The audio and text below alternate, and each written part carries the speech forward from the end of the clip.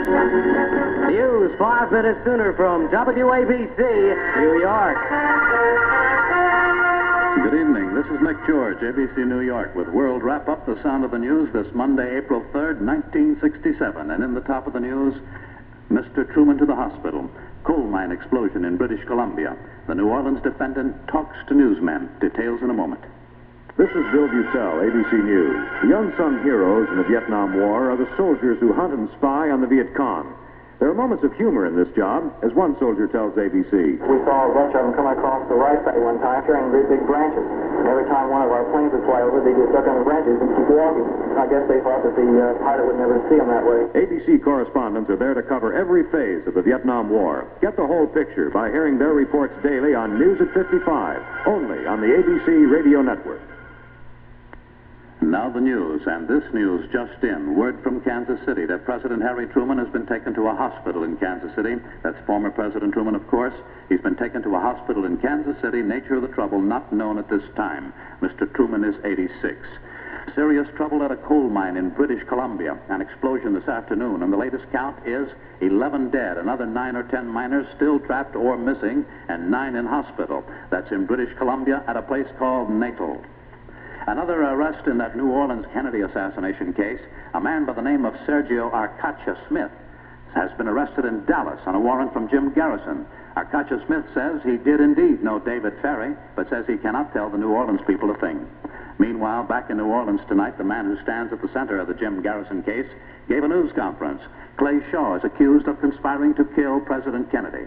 Shaw is out on bail, and in the home of his lawyer tonight in New Orleans, ABC Sam DePino asked Shaw what kind of life he's leading with this kind of charge hanging over him. And Shaw said, I've tried to go ahead with the kind of life that I've been leading previous to this occurrence.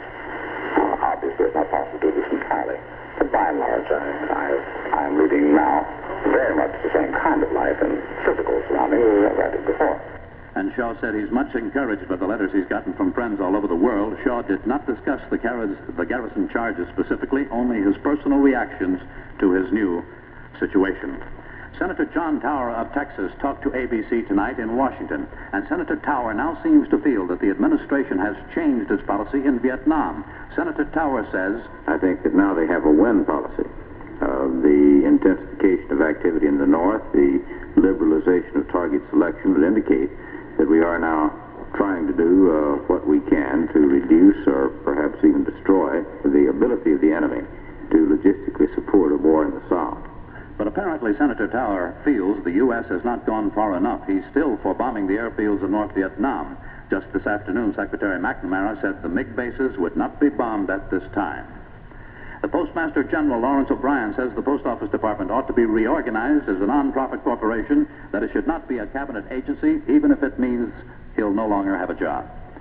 Opening arguments at Peoria, Illinois today at the Richard Speck trial. The defense says Speck did not kill those 8 nurses in Chicago. The state of Illinois says he did and asked the jury to send Speck to the electric chair. In Florida, in the trial of Dr. Carl Capolino, they've just started picking a jury. Capolino is accused of murdering his wife, his first wife.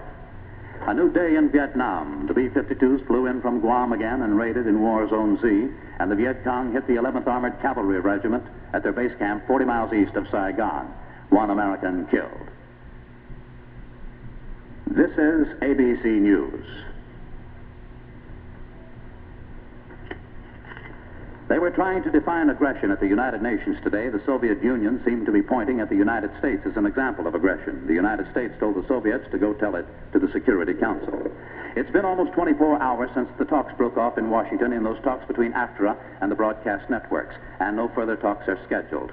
AFTRA officials are trying to get backing from other unions working in radio and TV. In Washington this afternoon, one prominent AFTRA member, Senator Everett Dirksen, was asked about his status. Senator Dirksen says he belongs to 2 AFTRA locals, and he says,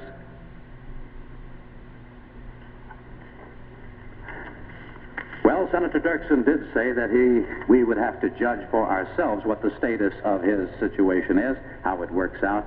He's still a member of AFTRA. However, he has no special plans to picket.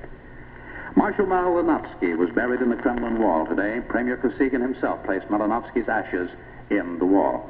This is the up-to-the-minute news, ABC's World Wrap-Up. Here's the WABC weather report. Clear, windy, and much colder tonight with temperatures dropping into the low 40s by morning.